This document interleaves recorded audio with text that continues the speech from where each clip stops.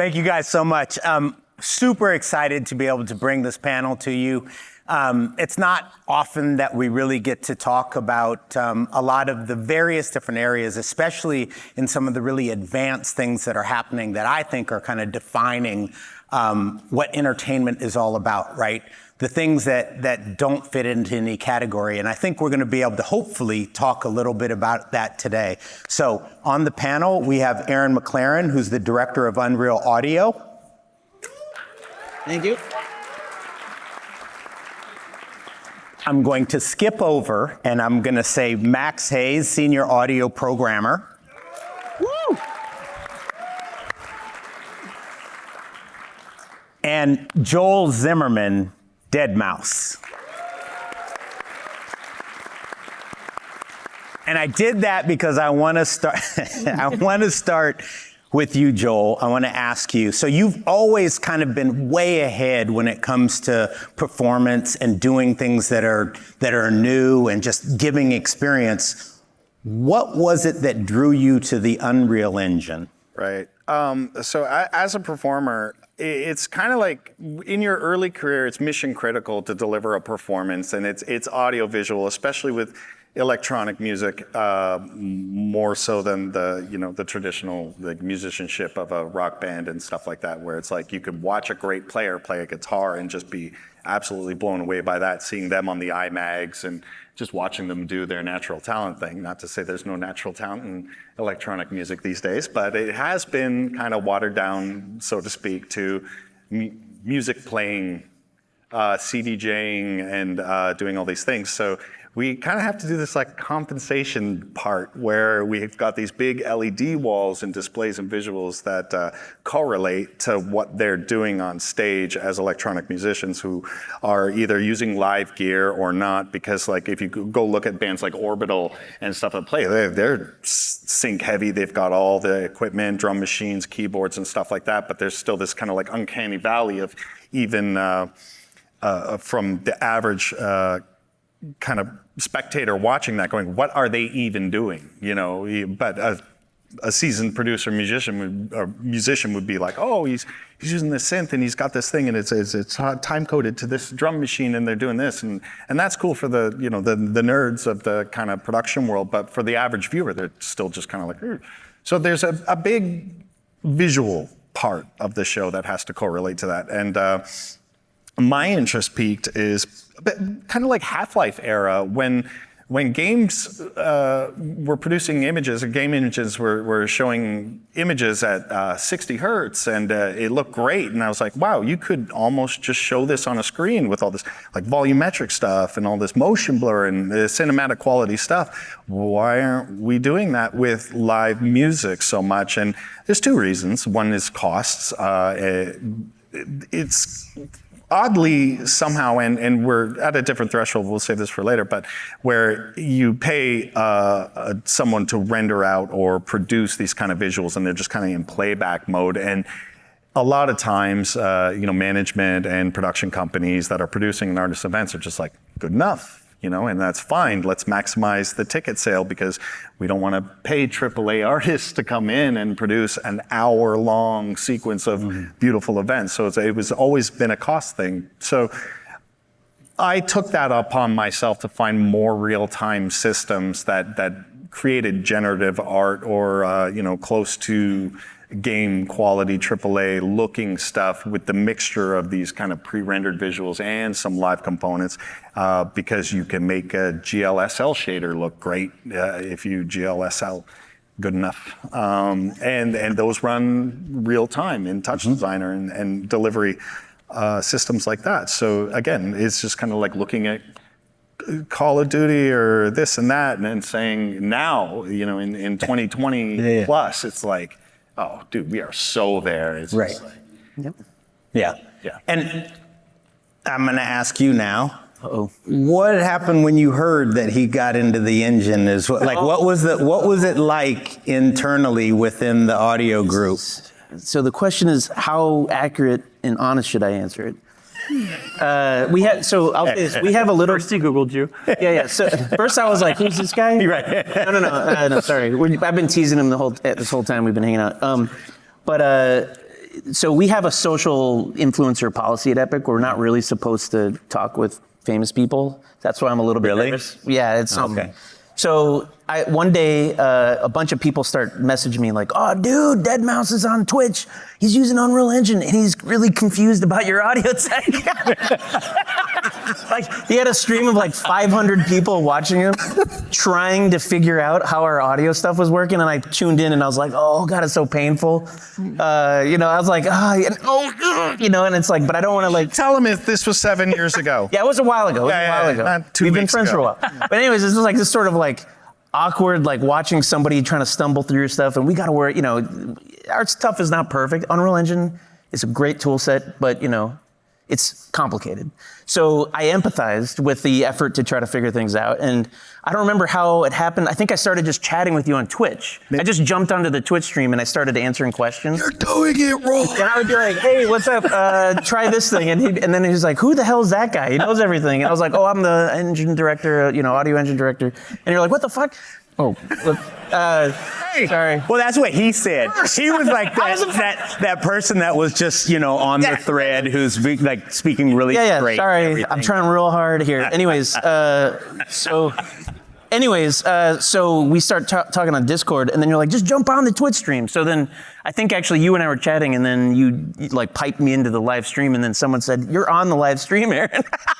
And I was like, "Oh, no." So anyways, that was the first time we met, and then I had to go do something with my family, and that's when I pinged, because he had issues with Quartz, which is an API we have in UE Audio to let you do like sample accurate scheduling of audio, and you were having trouble getting it to work, and I was kind of troubleshooting with you live on Twitch with 500 people watching.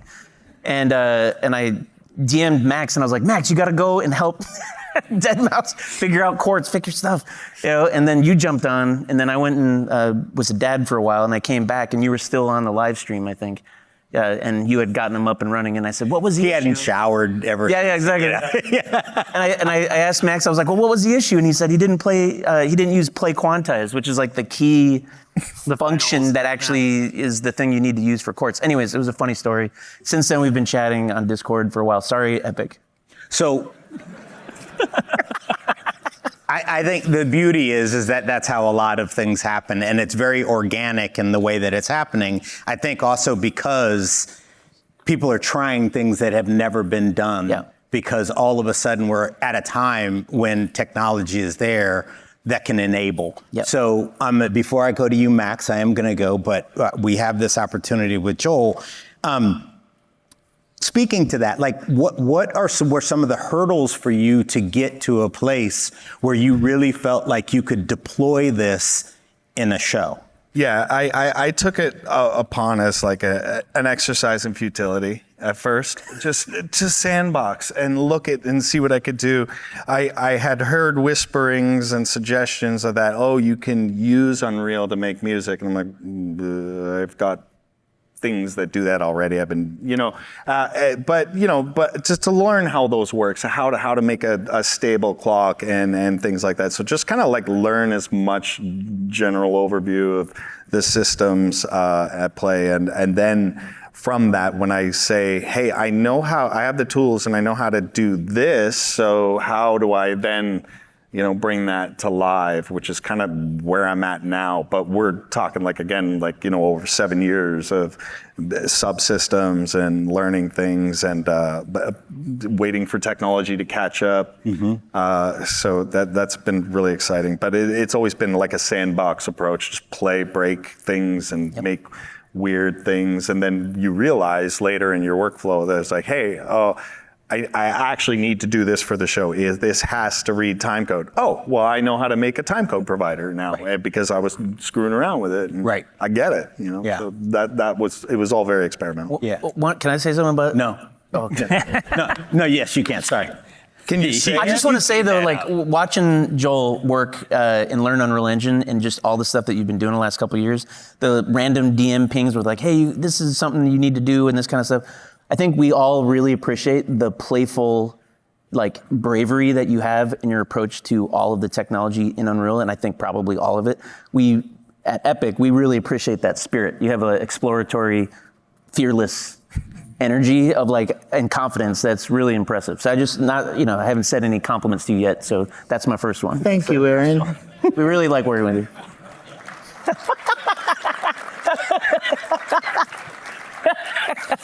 I was looking for a little bit more of. I know we're trying to But get anyway. there. Well, I'm gonna go YouTube clips, Aaron. These are not YouTube clips. I'm going to go down to the end and figure I'll get a little bit of friction down here. All So, Aaron, Max, Max, one of the challenges, again, whenever the beauty is bringing together creative with technology, right? And technology in and of itself is a bunch of zeros and ones and things like that. But when you can kind of put it to something where someone is trying to do something that brings emotion, I know you were kind of you were kind of tasked with starting to get some of this technology into the engine so that we could start to deal with time coding, courts, and all of these things. Can you talk a little bit about that and maybe how this relationship pushed in those areas? Relationship with what exactly? With actually getting these tools into the engine and responding to what Joel was asking for. Yeah. So building the system, I think I built the system maybe 2 years, quartz, before you were playing with it on the live stream. But my background in previous life is music production. And so I was going to school for that, and through that kind of found out that I personally, my brain liked figuring out how things worked more than I liked doing every permutation and creating with it. I liked the system side. And so when I was switching schools, I decided to just lean into that. And so that's how I found audio programming. And I was literally at home when music school was supposed to start, and I'm in my grandparents' basement, like audio programming undergraduate degree for video games, and found a DigiPen. So that's my background. So doing this task, it wasn't just solving the core issue of sample accurate scheduling, but also making a UX and a language built into that tool that made musical sense and was just no fat and did exactly what you wanted it to do as a musician. So it's super fun to see people start to do it, because that's exactly where in my ideal world, that's where I pass the baton off. It's like make the thing, put all the hours there, and then see people make incredible things with it. Yeah. Yeah.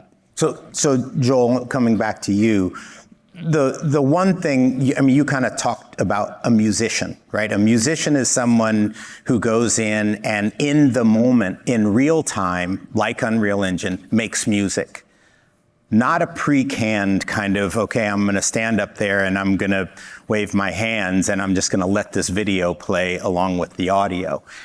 Can you talk a little bit about the depth of musicianship that you like to have, but not only in the context of the audio, but really the entire experience, and you can actually extrapolate out from that and say, there's the experience in the venue and beyond. Yeah, well, that's the thing that makes Unreal pretty much the driving force of all these things to do in terms of like the modularity between tools, but also the modularity between the tools and the content, because the content, it exists in this tangible form where, it's exploratory from multiple angles, or multiplayer. Video games, we all know video games.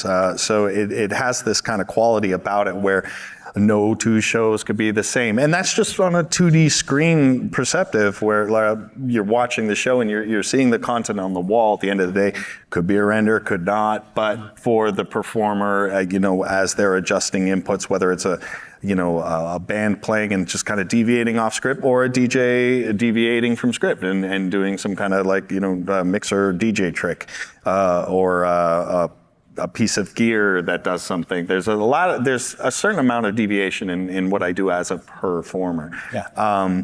And the way that content then lives on is it's packageable, it's buildable, it's executable, it's distributable. So once you kind of have collected a lot of ideas and art and scenes and sequences, although they're being controlled by various different means, it's also allowed to live in somebody's phone, on their desktop, as a game or an interactive experience. I hate that phrase, but that's what it is. Mm-hmm. Yeah. So to me also, there's the idea of this. we're into jazz, and I actually see it quite a bit as jazz in that you're improvising, right? You have that the is song. the ultimate definition of meta sounds and quartz. Right. Quartz is robot techno. This is Dave Brubeck. Yeah. And here I am fighting with both of them at all times. Right. Aaron can't sit here. Quartz and meta sounds can't be together. One of my favorite. I'll tell a story. One of my favorite things when when we first got it working, he made a video and shared it internally of it like all working together. And the video, he very calmly explaining how it all works. At the very end, he calmly says, "And jazz is now a solved problem." And we keep making references to it. You'll see if we're hanging out, well, someone will do something impressive, and then at the end we'll punctuate it with, "And jazz is now a solved problem." Anyways, he knew that it would get under my skin, and so he does that a lot. And I just do this. Yeah. There you go. Play bass.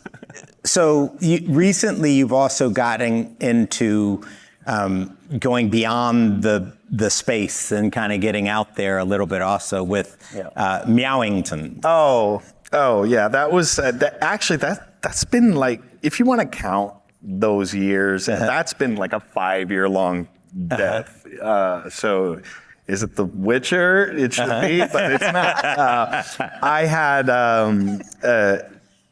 obviously it got to a point where I had this underlying blueprints and actors and stuff, basic bouncing boxes perfectly to the beat, and Metasounds was controlling the pitch of the waveform that I'm playing, that I'm clocking to, and that's moving smoothly. I'm getting a beautiful 120 hertz of motion. This is amazing. I'm not that great of an artist, so I went. Actually, I'm a terrible artist. I go over to Fab, downloaded some Cat, and started playing with engine features that kind of had nothing to do with Metasounds or Quartz, but it's like, okay, how do you build a game? Like, since I'm already here, I might as well. So, and then down that rabbit hole of, level streaming and building, optimization, texturing, lighting, and this is like, oh geez, here, I just wanted to make this thing sync, and now I'm like, I'm kind of building a game, so to speak, a very loose term. So I was playing with physics systems, and I just hit, enable physics and gravity, and then my cat just went, and I was like, and then I brought him up on the z-axis, and then hit it again, and went, and I was like, oh my god, that's hilarious. Ragdoll. And then I started adding physics constraints and whipping the thing around. I was like, oh my god, that looks hilarious. This could actually be a funny game. And now I understand how Goat Simulator works. And so I said, okay, but let's get serious. So imagine, if you will, a sleepy cat with a physics handle on his butt and his head. Okay, so I have an LFO that's being driven by Quartz, and Metasounds is respecting Quartz and playing my music to that. So this sleepy cat, he's bouncing his head, and I've got my debug out, so I see the physics handles, and then I put one on the butt. Oh, it's going to go a different LFO, and I'm like, oh my god.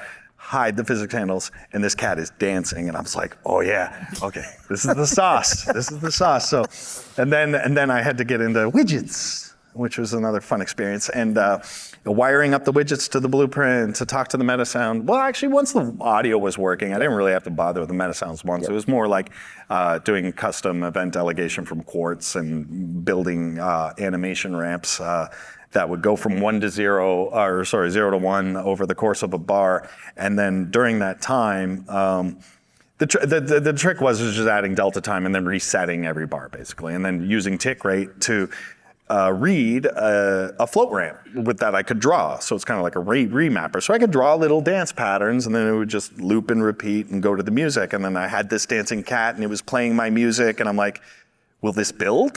Hit build, and then it's an EXE, and I'm like, oh my god, I made a video game, I think. And then of course I hired a good friend of mine. He's now my studio partner, Cameron Rocky. I don't know where he's at. There he is. Wonderful genius guy. He's the Unreal guy. He knows about data replication, multiplayer, and all this stuff. So every day I'm throwing pipe bombs at him. I'm like, just make it multiplayer. He's like, oh. okay.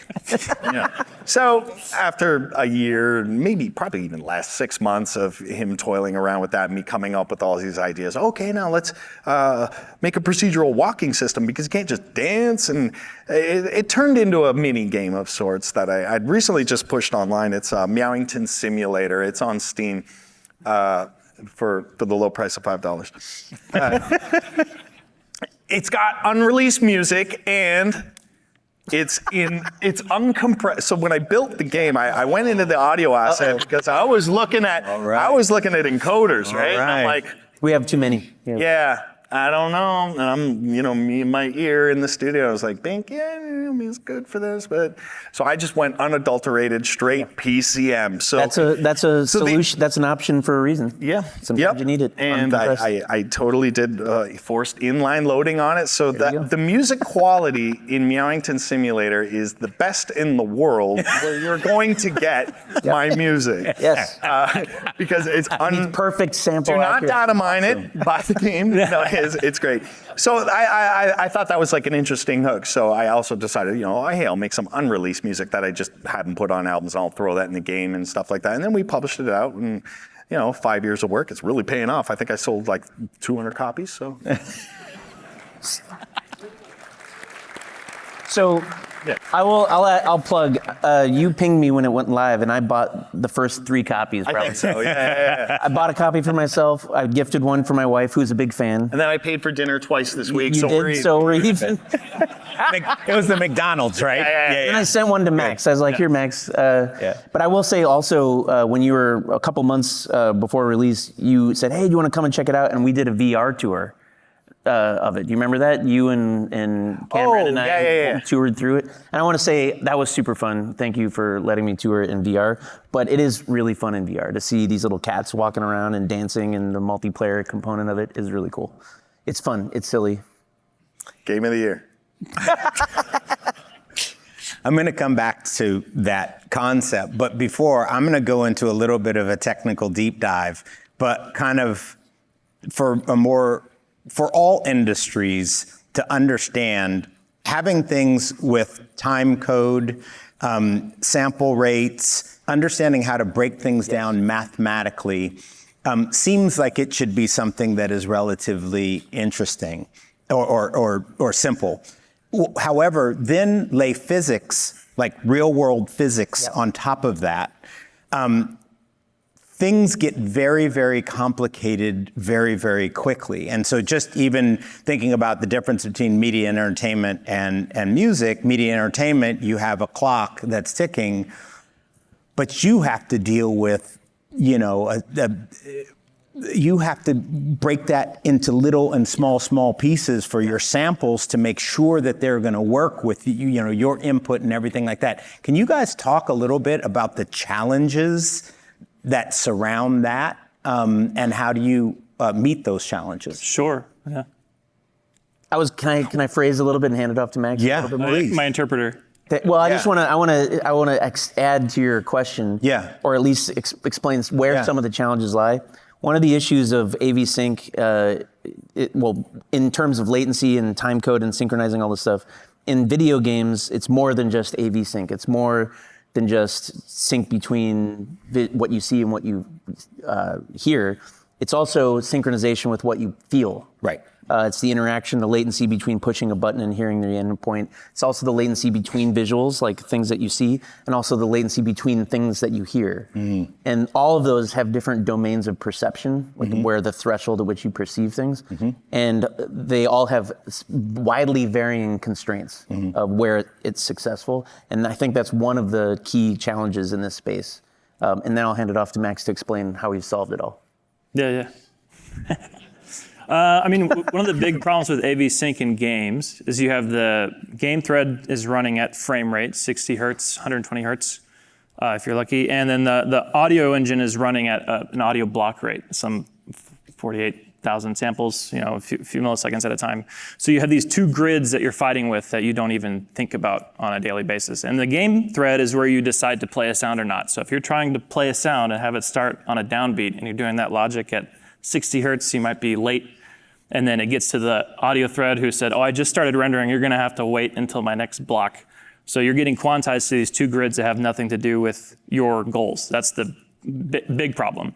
And the way Quartz solves it is it's a scheduler, so you have to schedule ahead. You have to give it a little bit of time, but not much, 16th note.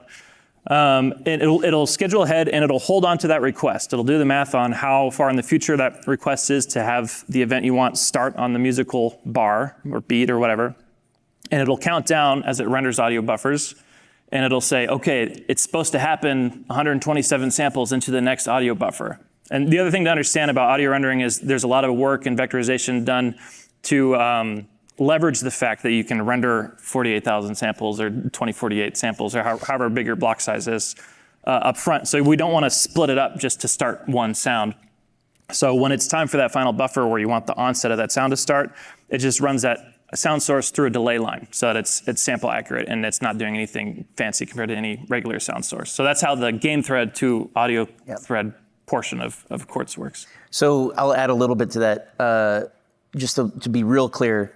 So sample rates are 48,000 samples a second because the highest frequency you can hear as a human is 20,000 hertz. So let's just double it. Yeah. And so the sort of math of sampling For the dogs. Yeah, it's a sort of fundamental principles. You need to, have something sampling the reality at a rate twice of what you could possibly see or hear. It's the same math in graphics and in audio. Rendering 48,000 samples a second straight to hardware, like in a naive way where you say, the hardware goes, give me another sample, and then you send it to the hardware. That's way too fast. So the audio would sound stuttering. It wouldn't be able to keep up. So you render a whole bunch in a block. It's the analog in graphics where you don't render a pixel and send it to hardware. You render a whole texture in a 2D grid, and your graphics cards are designed to do parallel processing of lots of pixels at kind of relatively low rate. I'm sorry, 60 frames a second is nowhere near 48,000 frames a second, graphics people. But you're rendering a slow, very slow rate texture, but in parallel. Audio renders a slow rate block in serial. So the sort of paradigm difference is parallel versus serial rendering.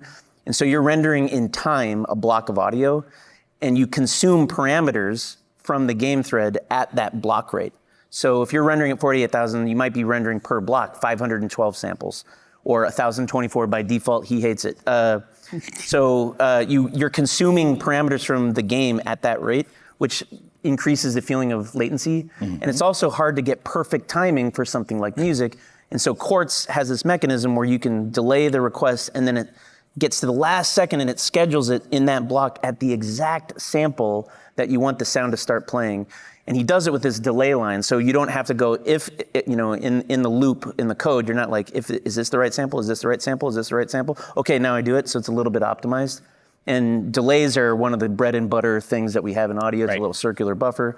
And so you can get it down so that the audio starts rendering at the exact sample very efficiently, and then all of your audio can line up. And sample accuracy is extremely important for audio. I would say it's far more important than people realize. But it's also important to realize that you're dealing with a kind of your GPU frame buffer running at 60, and then your audio buffer, which is essentially the same thing, but just audio data going this way instead of that way, on two completely unrelated clocks. Yes. They're completely uncorrelated, which is very important. If you correlated it, everything would fall apart. You want them to kind of do their thing as fast as possible without having to talk to each other with critical sections or any kind of. The only real solution is to get a game to run at 48,000 FPS. Yeah. Eventually, the graphics team, graphics people will catch up with how fast we can do things with audio. I don't know if the physics team would like that throwing down. point error. That's the math of it. Yeah. Yes. How does that make you feel? How do I really feel? No, because seriously, I mean, we kind of talked about this a little bit. Yeah. This stuff is important because it actually makes everyone here feel a way. They might not be able to articulate what that is, but you on stage, exactly right. you have to be in the moment. I mean, you have to be in your emotion and what it is, and if you're not feeling it, you're not feeling it. That is due to a myriad of latency things in between what I feel and what's happening on the computer. Okay, so let's start. We now know the low level that, okay, so our visuals are at 60 hertz or 120 on a good day. So 60 hertz, let's just agree on 60 because it's easy math, right? That's 7 milliseconds of time between your GPU buffer refreshing to the next frame. 7 milliseconds. It's actually a long time in terms of audio. But that's just the start of the latency, okay? And then you have the monitor, right? You got a refresh rate there. That's not necessarily lining up perfectly, and well, G-Sync, I'm not gonna talk about G-Sync.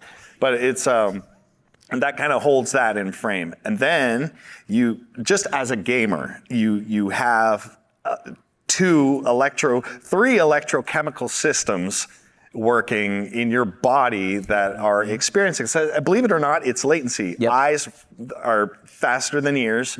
Touch is slower than that. And that's in the microseconds too, but they're there and they add up.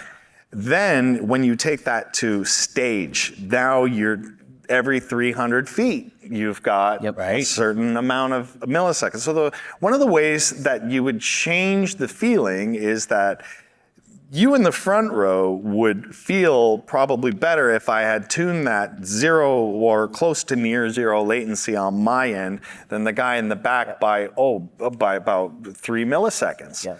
Now, throw this in a venue that's 300 feet back, okay? So the way that we deal with this problem is two methods. One is a time delayed rig for the audio, meaning that we got speakers up front, you got speakers in the middle and in the back. But we're talking about half a mile of audience, which I have yet to do. But some people have done that and solved that. Then I time our visual systems, whether it's Unreal or Touch Designer or anything, we time it to front of house, which is generally in the middle of the crowd. So front of house is seeing it the best. They're hearing the kick and then they're seeing the strobe and it's like, it's locked. It feels good to them. I'm on stage and I can kind of see the LED wall behind me sometimes. So if I just say flashed a quarter note of 3 frames of video at 5,000 NITs, I'm gonna see it and feel it. It's early because it's got to be on time for the front of house guys. So the other guys are introducing more latency for that, and then people way in the back, it's actually late. And I of all the comments I say on Instagram posts, there was one the other week that I was really insightful and knowledgeable, and I got like 2 likes on it. But somebody, I was one of them. Somebody, were you actually? Max was the other one. No. Oh, okay. I saw a video of somebody filming a concert from a rooftop balcony a mile away to a Rufus Del Sol concert, and I don't know, he's got that one song like, and the light programmer, I've seen that show before. Whoever, striped that track, I'm sure it was, had the light striped for the lights to hit on the sound. And as this person's filming from a balcony a mile away, you see this flash of light. And then you hear it. And then you hear it, like almost 3 seconds. And then I said in the comments, this is a really good example of what you tell me. And I was, shut up, Joel, you're just a hater. I didn't. Oh my God. I didn't see that, but I would have left that. Oh, it was. I was just saying, hey, this is a really good example of the speed of sound versus the speed of light. Right. And I was like, So I want to say, as a former high school physics teacher, oh boy, I would say that the speed of sound and the issues with the speed of sound are one of my favorite things to talk about. So I also was in marching band, if you could believe it. One time, looks like you just lost all the audience. So I want to bring this up though, and I'm losing everybody on the live stream. But anyways, I want to say though is that in marching bands, if you notice, they've got conductors spread across the field. It's exactly the same problem, because if you're on one end of the field and you're listening to the band on the other side of the field, everything's gonna sound terrible. it's off. And you have to, as a marching band performer, ignore what you hear and just watch the guy that you can see in your vision so that you can play. I'm doing this because I'm a trumpet player, but you can play exactly to the beat. And you have to have everything memorized and ignore everything else, just as a DJ has to ignore everything being out of sync. So I'm saying if you're in marching band, you're kind of like a DJ as well. Oh, don't even get me started on I'm just saying, like, you kind of have to have the same skills somewhat. So, but hey, so you brought up this idea of pulse. We Just were talking far about less tattoos and stuff, though. There's a few more. They're all hidden under here. Yeah, okay. Right. So, but I would say you're talking about pulse. One of the things about what chords, and I think is important, is to talk about anticipation. Mm-hmm. So this issue of repetition and beat that we have as musicians, as performers, and dancers and appreciators of music, is that you get this sort of expectation of something that's going to happen at beat, and if anything is slightly jittery or off, it's going to feel horrible. Even at 60. Absolutely. Even at If you 60, the difference between hitting on frame 60 and 61 as a musician, it's a different feeling. And You'd for fire some your drummer. people, much more so than other Yes. people. So that's the other thing, Yeah, right? like you're a bass player, right? Yeah. You play with the drummer, can't keep a beat. Like as a bass player, you'd be like, get the hell out of here. But then there's some people who you play with where your groove is so fat, and it's because you have one on one side of the beat and one on the other side, and so it makes the audience feel, it just feels groove. meaty. It feels like a groove, right? And that's what it is. But then it goes the other way too, because if you're too good of a drummer, you get kicked out of the Foo Fighters. Yeah, That's just true. right. Damn. I never, well, hell. And so, the cool thing though, in lots of genres of music that aren't electronic, you get this issue of like playing with that pulse. You feel the pulse, but what you hear is a little bit off of the pulse. Right. And being able to do that requires like extreme precision, of like 2-3 milliseconds of timing. And it's something that you wouldn't necessarily hear from the sense of like, I see something and I hear something. It's the anticipatory feeling. So your perception of time is actually dependent also on that setup of expectation. And that's where something like chords has that sort of beat. You can quantize on the next bar boundary, on the next beat boundary, where, if it's not about minimizing latency, it's about perfecting the timing so you maximize the groove. You know? And then, it goes into neuroscience. Yeah, then it goes into neuroscience. Which is fascinating and tied in. So, okay, now, I want to ask you, Joel, for the future, if you're sitting here asking us to deliver something for you so that you can, because you're definitely future looking, what are those things that you're asking for? Yeah, it's a constant stream. Schedule Metasound watchers. Yes, yeah. This was a huge idea. And for you, Santa B, ramp provision at TIC. Yeah. Phase You were close with the percent thing. Yeah. Extrapolation. Yeah. Well, that's it. That's all I want for Christmas. His face is getting red. For the lay audience, expand on that a little bit. You want to? Well, sure. I just it was a challenge and a problem that didn't have an immediate solution, and we rapped on it online and all this stuff is so. My approach to animation or bouncing a dead cat around or a sleepy cat around. It was. We know it's actually. It was like, okay, well, I'm not an animator. I'm not gonna make like 200 frame long level sequence and then loop through it, at tick rate and have it do that cool thing. I work in. I come from the modular world and audio programming a little bit, in node-based systems for music, and what I use a lot are called low-frequency oscillations, which are LFOs. I'm sure if you're not familiar with it, it's just basically a cycle, a loop of a waveform. So I like ramp-based events for modifying content, which is just, again, it's just a float from 0 to 1 over time, and if that time is 120 BPM, it's that's my thing. So I was like, okay, cool. Which one of you subsystems can generate a nice smooth ramp, And I'm like, okay, Metasounds, okay, a watch output. So what? And I'm like, okay. Yeah, one of the things. Go on, defend yourself. Well, I just want to explain. So go ahead, drummer boy. All right, so in the Metasounds allow you to hook up an output, which is cool because normally you think of like, oh, I need to get the data from the game into the Metasound, but you can also get data from the Metasound back to the game. What he's explaining or complaining about is that the output just gets put onto the game thread and then read out whenever. There's no scheduled output. I learned that. Yeah, and one of the this gets at the thing is like you're scheduling for the game thread. The game thread's already really like terrible rate, you know. But there is a cool idea to potentially schedule it such that when an event happens in a Metasound, you can write it to something that's time coded that then can get read properly out in the game thread, and potentially you could even author it so that it's ahead of when you need to visualize it. And by you mean? Yeah, I mean me. Yeah, by you I mean actually my team. I'm gonna tell them to do it. I'm not the only one anymore. But We'll talk about Aaron. It's okay. Aaron will talk about Aaron. I quickly realized it was an obvious limitation and not a screw up. So I'm like, okay, let's go over to Quartz. Hey, Max.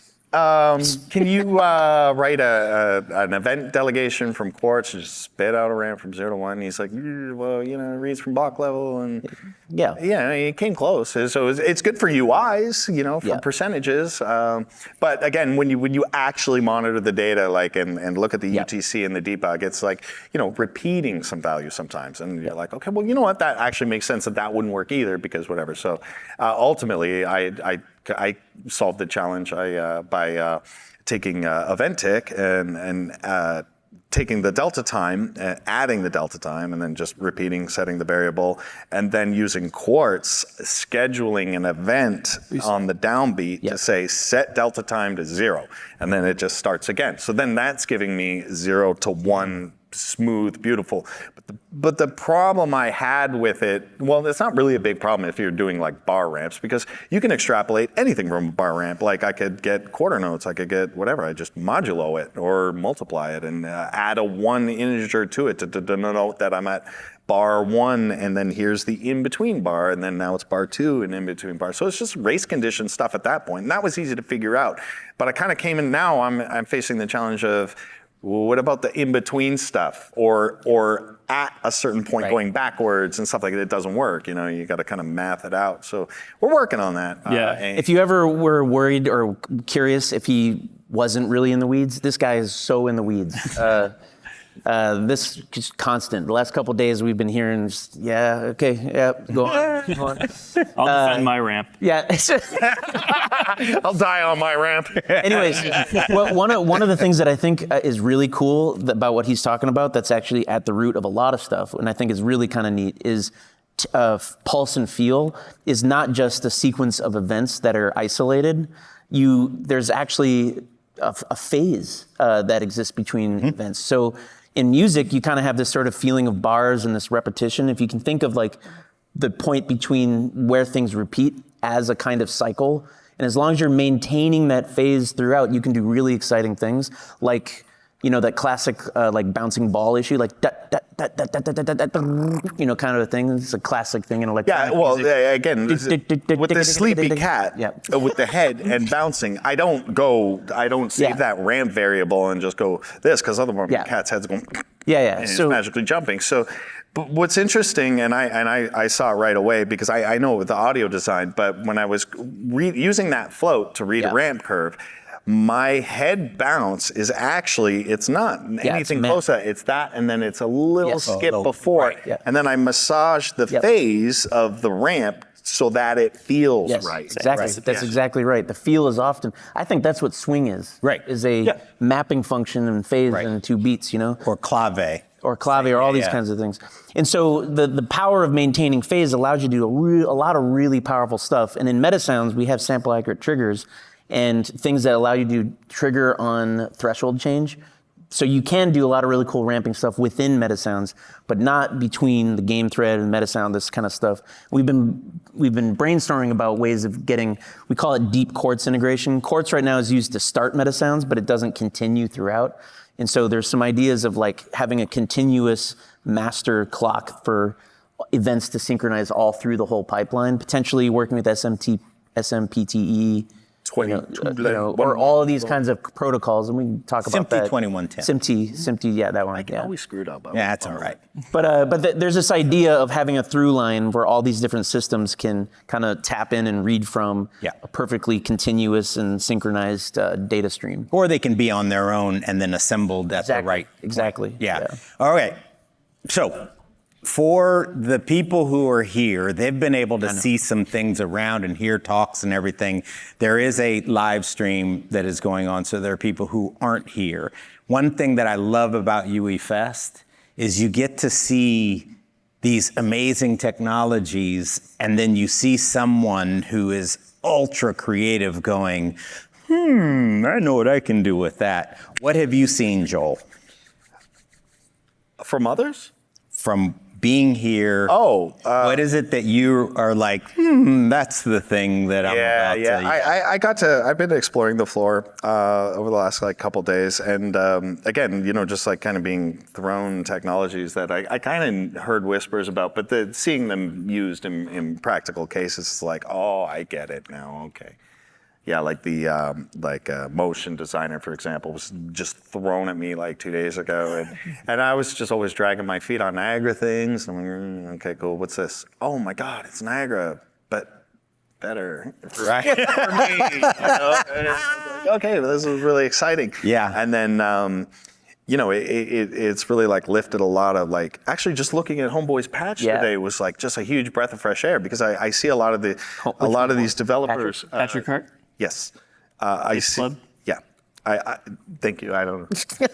Homeboy's patch. I see a lot of demos on YouTube. He's going to name it that. Clips of technology, and they're like, oh my God, this guy is next level genius. And he's doing some crazy deep assembly or something, I don't know, but he's just doing some devil magic back there. Booth. And then when you see them and you realize how much in common you have in terms of workflows and stuff like that, it's like, oh my God, that was just quartz. And it was done in a blueprint. And the meta sounds, it's not actually some big Godzilla meta patch sound. It's a combination of bite-sized things that I can handle. And actually a good anecdote I have about kind of how I learned things from the Unreal community and being here is I was in the studio with Hans Zimmer once, and he come over, and I'm thinking oh wow, he's inviting me to his studio. I gotta go. This is insane, because this guy's so well praised and very talented and stuff. So I'm thinking I'm gonna show up and he's gonna have his coattails and his piano. Actually, I walked into probably the most cigar-laden haze, of a studio, and I was like, "Hey, man, nice to meet you." And I'm thinking, okay, so well, he's like, "Oh, yeah," showing me around. I'm like, "So how do you start? Someone says Batman, go, and what's day one, right?" And he's just like, I just I draw it in MIDI, and he showed me that he just draws the notes. I'm like, you can play, right? He goes, yeah, but I don't like to play. I'm out of touch. I don't really play as much as I did. And he's sitting there just using a tracker, and he's drawing notes, and that's when it hit me, and I'm like, oh my God, I do that. Because I don't play, So I thought this guy was just this magical force that just outputted creativity, and then people's jobs were around to capture it, and it wasn't. It was the total opposite. I was like, oh my God, okay, this is actually, having seen this and being involved or allowed into that window like Unreal users are, into the source code and into other users and stuff like that. I was like, okay, that takes a lot of stress on me. It's freeing. I'm going to go back home and use my piano roll and say, damn right, I use the piano roll and I draw notes, Yeah, it's freeing. It is very liberating. Yeah. Well, awesome. I want to take this opportunity to also open it up to the audience that is here. So there's a microphone here. If anybody would like to ask a question, please line up right there. Boy, this guy, Look at that. He was born for this. Man.